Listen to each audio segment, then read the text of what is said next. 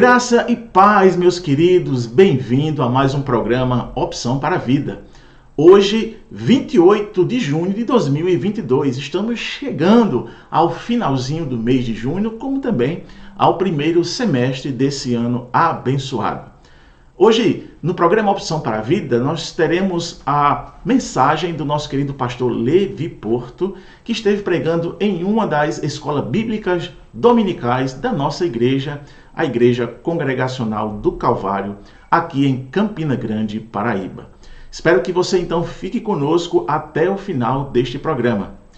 E para início deste programa, eu quero trazer uma palavra de oração para a sua vida, para a sua família, para que você seja abençoado. Vamos orar? Senhor Deus e Pai, Deus bendito, poderoso, nosso Senhor. Obrigado por mais um dia que o Senhor nos acrescenta. Obrigado, Senhor Deus, por essa tecnologia que faz com que a nossa voz e a Tua voz, principalmente, chegue até os corações daqueles que estão nos vendo. Abençoa, Senhor Deus, esta semana, abençoa este dia, abençoa, Senhor Deus, toda a nossa vida.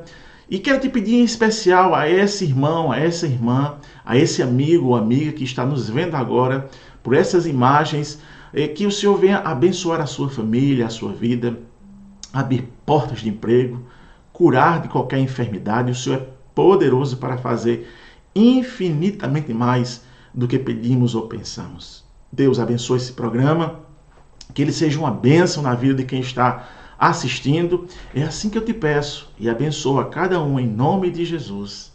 Amém.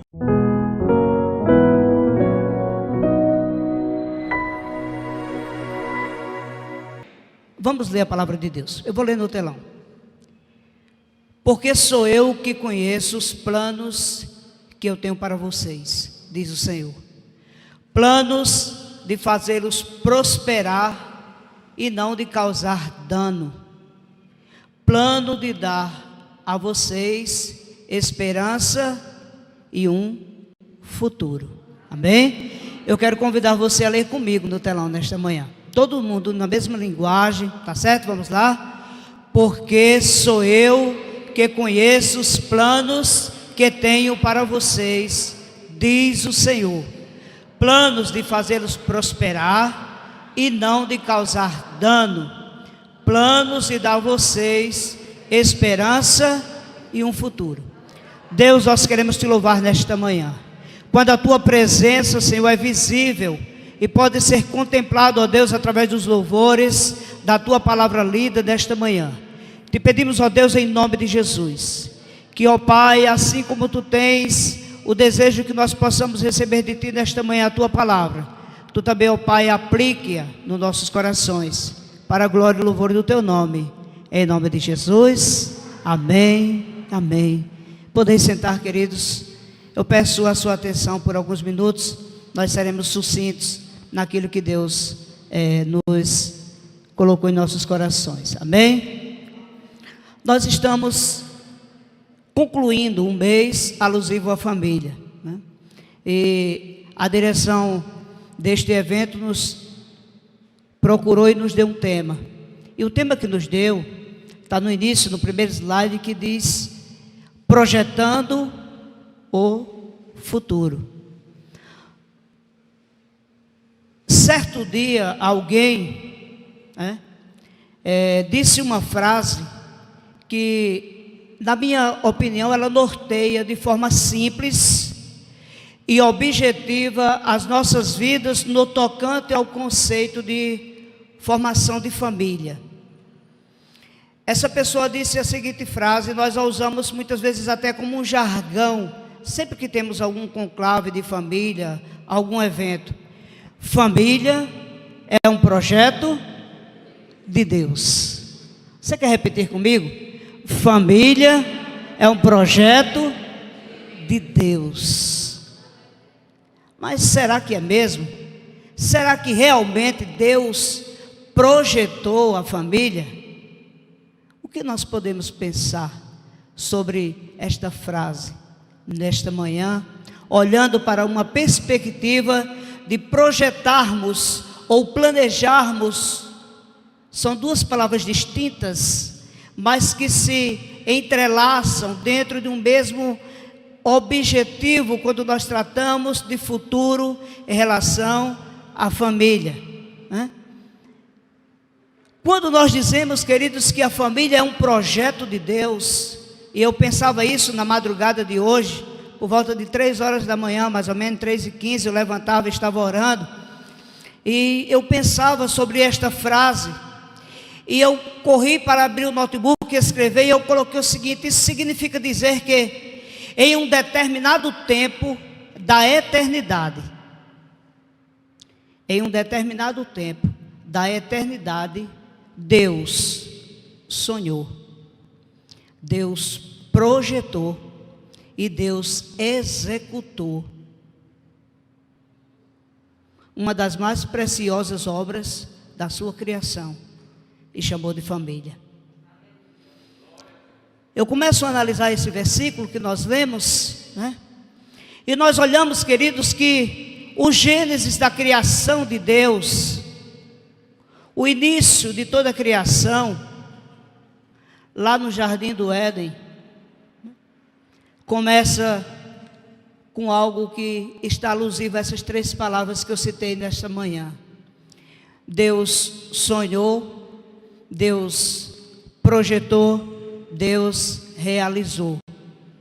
É claro que quando nós falamos que Deus sonhou, nós estamos usando uma linguagem antropopática, que quer dizer atribuir sentimentos humanos a Deus, porque Deus não sonha. Mas nós usamos esta linguagem para que nós tenhamos uma compreensão mais simples da soberania e do amor de Deus, né? Mas se você olhar para mim e você voltar comigo lá no Gênesis, no princípio, lá no capítulo 2, o versículo 18, quando Deus já tinha criado do pó da terra o homem, Deus vai dizer, Deus vai pensar e vai dizer: não é bom que o homem esteja só. Deus começa, queridos, deste parâmetro aqui, sonhar com um momento, sonhar com um projeto, e daí surge neste exato momento, quando Deus diz: não é bom que o homem esteja só, Deus inicia um projeto. E que projeto é esse? O projeto de tirar o homem da solidão. Porque não é bom que o homem esteja só. Deus disse isso, e lá está escrito: disse Deus. E quando nós olhamos para esta frase, disse Deus, nós automaticamente concluímos que ali estava havendo um diálogo com mais alguma pessoa que estava ouvindo. Porque se eu falo para alguém ouvir. Ou se eu falo comigo mesmo no meu pensamento, eu estou sonhando, eu estou falando comigo mesmo com o intuito de projetar ou de planejar algo. Então Deus disse: não é bom que o homem esteja só. E desse mesmo versículo 18, a parte B, Deus começa a designar o seu projeto para a raça humana. Ele diz: eu vou lhe fazer uma adjuntora. Não é bom que o homem esteja só. Eu preciso fazer alguém que esteja ao seu lado, porque aí não será mais um, serão 2, e os 2 serão uma só carne. E nesse exato momento nós vemos a execução do projeto de Deus. Lá no versículo 21 deste capítulo, Deus diz: então o Senhor Deus fez cair um sono pesado sobre Adão. Este adormeceu e tomou da costela de Adão e formou uma mulher, e levou até Adão e disse: esta agora, disse Adão, é osso do meu osso e carne da minha carne. Sabe, queridos, nesse exato momento nascia a execução do projeto de Deus. Por que eu falei sobre isso? Porque eu introduzi nesta manhã, para que nós possamos compreendermos que quando nós dizemos que família é um projeto de Deus, nós estamos afirmando que Deus um dia sim fez um projeto, colocou em prática, em execução, e por conta do sonho de Deus, de projetar uma família, estamos hoje aqui, eu e você e os nossos familiares. Nós estamos aqui porque um dia Deus projetou a família. Um homem e uma mulher uniriam-se, tornariam-se só carne, e os dois seriam um para a honra e a glória do Senhor Jesus Cristo. Bendito seja o nome do Senhor. Aqui nesse momento nasce a família, executada, pensada e executada por Deus. O exato momento, nós falamos desse texto aqui, que Deus lança luz sobre o tema a ser abordado nesta manhã. E o versículo base nós lemos em Jeremias, E se você analisar o contexto desse texto, faz parte de uma carta enviada aos israelitas quando estavam no cativeiro babilônico. Eles não estavam em uma situação confortável, mas Deus disse para ele: olha, vocês vão passar por esse período de cativeiro, mas vocês devem projetar, vocês devem planejar o seu futuro, vocês devem confiar, porque após o cativeiro, eu vos darei o fim que esperais. Havia e há dentro desse versículo, queridos, uma promessa de Deus. O contexto serve de pretexto, porque eu conheço os seus planos, ou seja, eu sei o que eu tenho preparado para você. Deus esta manhã está nos dizendo, através do versículo 29, do capítulo 29, o versículo 11 de Jeremias: olha, famílias, eu sei o propósito que eu tenho para vocês. Somente eu conheço o futuro e o projeto que eu tenho determinado para cada uma das famílias que estão aqui nessa manhã. Porque eu conheço os planos, eu sei o que eu tenho para vocês, E os planos que Deus tem, a execução desse projeto de Deus, é fazer-nos prosperar, enquanto família, enquanto pessoas, enquanto casa, enquanto homens e mulheres de Deus. Pode passar o slide, irmão. Quando nós falamos de projetarmos alguma coisa, nós vem à mente o que seria projetar. Eu coloquei 2 pontos de vista aí, um ponto de vista da engenharia, que diz que projetar é um processo pensado para gerar estruturas, o sistema ou processo que atinge os objetivos determinados. E na arquitetura diz que significa atender o maior conjunto possível de necessidades. Então, quando nós olhamos nos 2 âmbitos, nós precisamos entendermos que os nossos projetos, os nossos planos, ele tem que ter 2 coisas basicamente para que nós possamos estarmos enquadrados dentro de um projeto que Deus tem determinado para a sua igreja. Primeiro, nós temos que atingir os nossos objetivos determinados. E em segundo lugar, nós temos que atender dentro do nosso projeto o maior conjunto possível das necessidades. Por que Deus nos ensina a projetarmos? Por que Deus nos ensina a estarmos planejando, queridos? Porque Deus é um Deus organizado. Lembra lá no Gênesis, no início, Deus não fez as coisas à revelia. Não, primeiro Deus criou os céus e a terra. Ele não disse primeiro, vou criar o homem. Deus é organizado. E quando nós tratamos de planejamento, nós tratamos de algo que precisa ter organização. A família foi organizada por Deus. Primeiro Deus criou o homem, depois fez a mulher, e sucessivamente vem os filhos. Existe uma sequência de planejamento para que possa funcionar da forma correta, irmãos.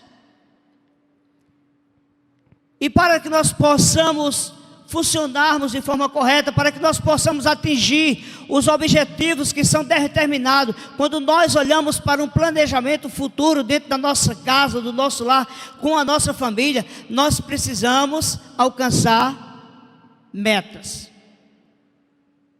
Deus está dizendo: eu tenho um plano, eu tenho uma meta. Pode passar o slide, por irmão, por gentileza. Eu tenho uma meta de dar a vocês o futuro que vocês esperam. Primeiro, Deus permite que aquela nação seja levada ao cativeiro. Depois Deus diz: olha, eu sei por que vocês estão no cativeiro. Faz parte dos meus planos. Primeiro, eu preciso amassar o vaso. Depois que eu amassar o barro, eu faço um vaso novo. E depois que o vaso estiver feito, eu vou usá-lo para o louvor e a glória do meu nome. É isso que Deus está nos ensinando enquanto projetarmos o nosso futuro como família. Não podemos pegarmos uma via que seja aleatória. Nós precisamos seguirmos a sequência de Deus, porque Deus no início criou um homem e mulher, depois gerou família e disse: esse é o meu projeto que está e permanece em execução. E se nós pudéssemos acrescer alguma coisa, a frase que diz que família é um projeto de Deus, eu diria que a família é um projeto de Deus em constante execução e em constante evolução, queridos. É por isso que a palavra de Deus nos ensina que nós devemos conhecer e prosseguirmos em conhecermos ao Senhor. Ao passo que diz: eu sei o futuro que eu tenho para vocês, mas eu tenho uma proposta para vocês. Vocês precisam ter metas. E por que todo casal precisa ter metas? Porque nós precisamos entendermos que a meta nos ajuda a chegar onde queremos chegar e nos auxilia a mantermos as mesmas visões. Quando nós somos solteiros e estamos na casa dos nossos pais, nós temos metas e visões individuais. Quando nós passamos a vivermos em família, nós começamos a ter metas coletivas. O individual passa a ser coletivo, o singular passa a ser plural. Quando nós somos solteiros, nós dizemos assim: a minha casa, o meu carro. Quando nós casamos, é a nossa casa, o nosso lar, o nosso carro, a nossa família. Nós saímos do individual e vamos para o coletivo. Deus nos ensina, passa o slide por gentileza, meu irmão, a definirmos meta, para que além de organizar o dia a dia, nós também possamos fazer, através dessa organização, toda a diferença para o futuro. Lembra, irmãos, quando nós fomos noivos ou estávamos namorando, qual era a nossa meta principal? Era casar. Mas antes de casar, nós temos algumas metas, nós temos alguns objetivos, não é verdade? E quais são as metas de um casal? Elas podem ser definidas como todos aqueles objetivos que estão nos planos de ambos e que podem ser realizados em conjunto. Ou seja, isso não anula o que eu tenho, o meu desejo, as minhas metas de forma individual. E é isso que Deus está dizendo àquela nação: olha, mesmo que vocês como nação estejam no cativeiro e tenham os seus objetivos individuais, eu faço parte dos seus planos, vocês fazem parte do meu plano, eu tenho um propósito para vocês, e o fato de eu como Deus estar em vossos propósitos individuais, eles não estarão anulando os seus desejos e as suas vontades. Deus não vai nos anular enquanto seres humanos, enquanto família, para executar os seus propósitos. Isso significa dizer que Deus é soberano o suficiente para entender o meu desejo, a minha individualidade, o meu propósito enquanto casal, habitar dentro do meu lar e fazer com que as minhas metas, os meus objetivos e aquilo que eu alcanço, que eu desejo para o futuro, ele possa acontecer dentro de uma tríade: eu, a minha esposa e Deus. Planejar o futuro, estar projetando o futuro, é uma das coisas que Deus nos chama a atenção. Então tem algumas coisas, que nos ensina, basicamente, meu horário está estourando já, o que nós poderíamos fazer para projetarmos o futuro. E a primeira coisa que eu encontro lá no Gênesis, quando a palavra de Deus nos ensina, disse Deus. Se você analisar, antes de ser criada a terra, a palavra de Deus diz: no princípio criou Deus os céus e a terra. a terra era sem forma e vazia. E disse Deus. Mas Deus disse a quem? Isso nos leva a pensarmos que estava havendo um diálogo. E como casais, como família, como poderemos prosseguirmos na mesma vertente se não dialogarmos? A palavra de Deus nos faz uma pergunta: andarão dois juntos se não estiverem de comum acordo? Como é que eu posso planejar o meu futuro ao lado de alguém se nós não tivermos as mesmas diretrizes, os mesmos anseios, os mesmos sonhos, os mesmos projetos? Quando nós escolhemos alguém para estarmos ao nosso lado para o resto da vida, nós estamos dizendo diante de Deus que nós sentimos o desejo agora de não mais sermos um, mas de sermos dois. De que forma? No sentido de duas pessoas que se entrelaçam em uma vida e fazem um projeto para o futuro, para estarem unidos até que a morte os separe, queridos. Então a primeira coisa que eu vejo nisso aqui é que nós precisamos conhecermos a vontade um do outro.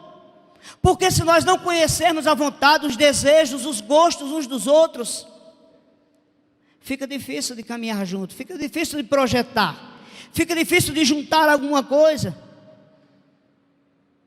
E às vezes por falta de diálogo a gente perde de fazer outras coisas melhores na vida da gente.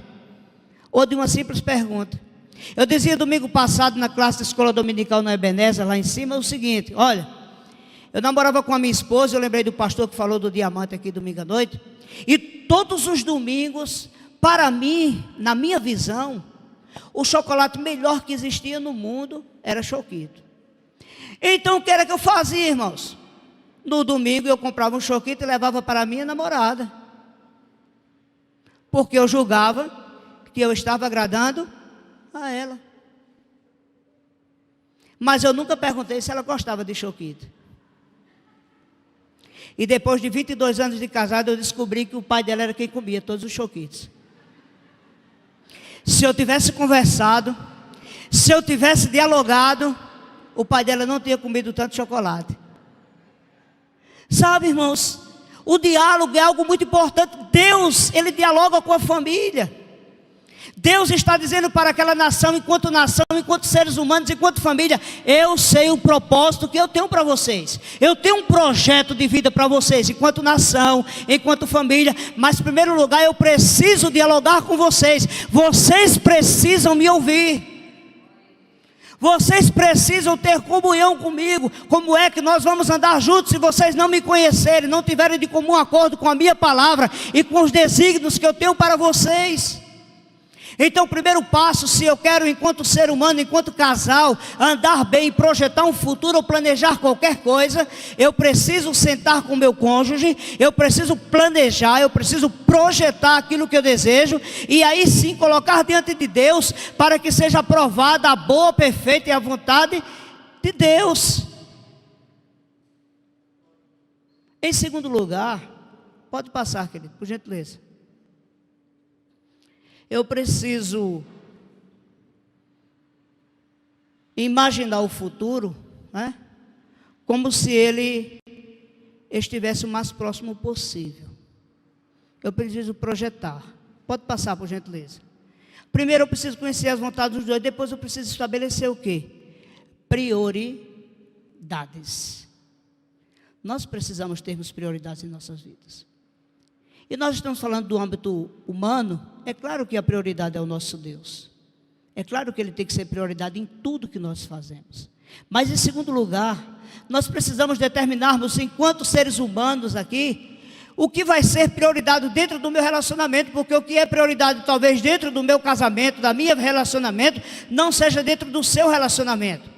Porque se você não tem uma casa própria ainda, a sua prioridade talvez seja adquirir uma casa própria. Mas se eu tenho, para mim, talvez seja organizar as minhas finanças. E quem já organizou, talvez seja projetar uma viagem. E quem já projetou uma viagem, talvez seja a compra de um veículo. Eu não sei qual a prioridade que você tem com o seu cônjuge, mas seja qual for as prioridades, nós precisamos conversarmos uns com os outros para alinharmos os pensamentos. Porque a verdade, queridos, é que o relacionamento é uma grande construção. Deus é a base de tudo. Deus é a base dessa construção, desse relacionamento que nós chamamos de casamento.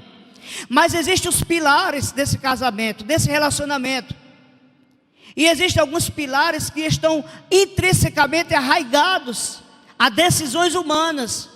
O que comprar, como fazer. Por isso, eu preciso estabelecer as prioridades e criar metas.